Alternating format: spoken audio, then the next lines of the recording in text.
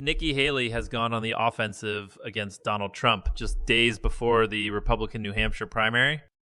She has previously avoided lashing out at the former president, but Mr. Trump's attacks have become more personal as his commanding lead in the polls has grown. Mr. Trump is leading with 50 of likely Republican voters in the state, with Nikki Haley trailing far behind. In last week's Iowa caucus, Mr. Trump dominated Mrs. Haley and Ron DeSantis.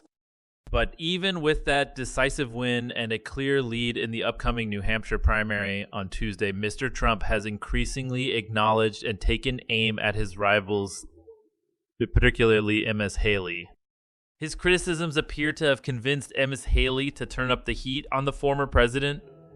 Mr. Trump went after his former ambassador at a campaign rally over the weekend, but he seemed to confuse her for another political foe, former House Speaker Nancy Pelosi, when speaking about the Capitol riot. On CBS Face the Nation on Sunday, Mrs. Haley seized on the slip-up and struck back at the former president, saying that his mental stability will probably continue to decline. No matter what it is, chaos follows, she added. In some cases, Mr. Trump causes it. In some cases, he doesn't. He's like a magnet to it. What happens is that puts the rest of America in chaos and people are tired. Characterizing Trump as a mayhem and temper-fueled candidate appears to be a new counter deployed by Ms. Haley. It comes after he has ramped up personal insults on her in recent days. On Friday, for example, Mr. Trump took to social media to refer to Ms. Haley as Nimbra, a misspelling of her birth name Nimarata, and to baselessly suggest she was ineligible to serve as president or vice president in the U.S. The jab against the U.S.-born Mrs. Haley, whose parents emigrated to the U.S. from India in the 1960s, was reminiscent of the false birther attacks Mr. Trump deployed against former President Barack Obama.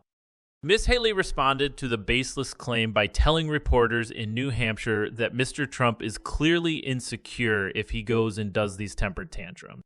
Her decision to fight back against Mr. Trump, something she has been loath to do on the campaign trail, may have come too late in this primary, however.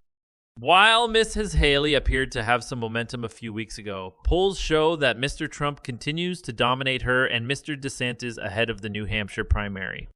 Mr. Trump leads with 55 support among likely Republican voters, compared to 36 for Ms. Haley and just 6 for Mr. DeSantis, whose campaign has already begun shifting resources to South Carolina, according to a Suffolk University and NBC poll released on Sunday. A separate poll from CNN had Mr. Trump with 50 support compared to 39 for Mrs. Haley and 6 for Mr. DeSantis. The former president's lead has prompted Haley campaign officials and political allies to temper and downplay expectations for New Hampshire after previously expressing optimism. New Hampshire Governor Chris Sununu, who has campaigned for Ms. Haley, told NBC News that she doesn't have to win in his home state. He claimed that any momentum from this week's race offers an amazing opportunity to turn this around. Additionally, Haley campaign manager Betsy Anke repeatedly declined to offer a prediction during an on-the-record briefing with Bloomberg News, telling reporters only that Mrs. Haley needs incremental progress. I know everyone wants us to put a number on it, she said. We have never done that. We never will. Mr. Trump's campaign has also received a boost from the endorsements of 2 former opponents for the Republican nomination, North Dakota Governor Doug Burgum and South Carolina Senator Tim Scott. Ms. Haley also received an endorsement from a former rival, former Arkansas Governor Asa Hutchinson, who never earned much support and ended his bid for the Republican nomination last week.